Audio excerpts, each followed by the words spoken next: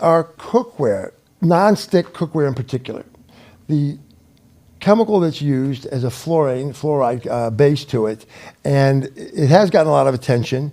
I don't want to say any particular company's name, but these pans and skillets that are non-stick have toxic substances in them. And when they're heated to certain temperatures, those chemicals can leach out and get into our food.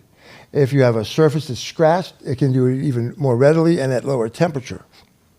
So what should we use? Well, there are three main things you can use. We use ceramic in our house, ceramic pots and pans. I will say that they scratch easily, and some people aren't that big of a fan because they feel they're bad for the environment in the sense that their lifespan may not be the greatest because they do scratch a little more easily and they end up in the landfill. But you can also use stainless steel. A little hard to clean on a regular basis, but that's what they use in most professional kitchens and commercial kitchens is stainless steel skillets and pots and pans. And of course, being from the South, can't get away from the old cast iron skillet. I still remember my mom cooking fried chicken in the cast iron skillet.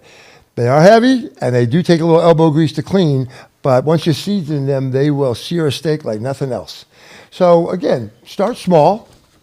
Get your if you use a particular skillet a lot, just go get the one skillet. Just replace that. You don't have to necessarily go out and buy an entire set of pots and pans right off the bat.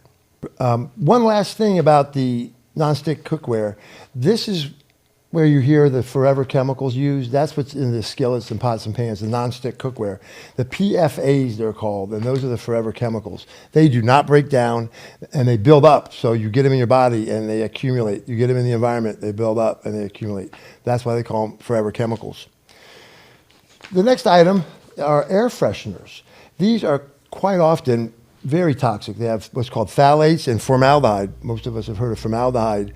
And there's links to skin problems, respiratory problems because you're inhaling it, allergies, and there's also some thoughts there may be some carcinogenic effects linked to phthalates and formaldehyde exposure.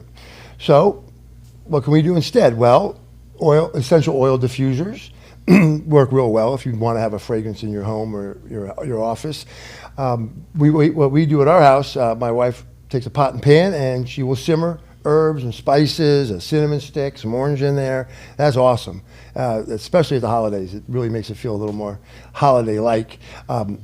There are air purifier plants, like a snake plant, that actually help purify the air, kind of liven the place up a little bit, purify your air as well, as also just air filters in general. And then you can make homemade air fresheners. We're going to have a link in the description with a little recipe on how to make a little home air freshener with cotton balls and some things like that. It's pretty simple to make and it works remarkably well. I know someone who even takes them, make them little tiny mason jars and puts them in the vent work of their home, and it really diffuses throughout the whole house. It's very nice. So these are great alternatives. It takes a little time, a little effort, but what is your health worth, right?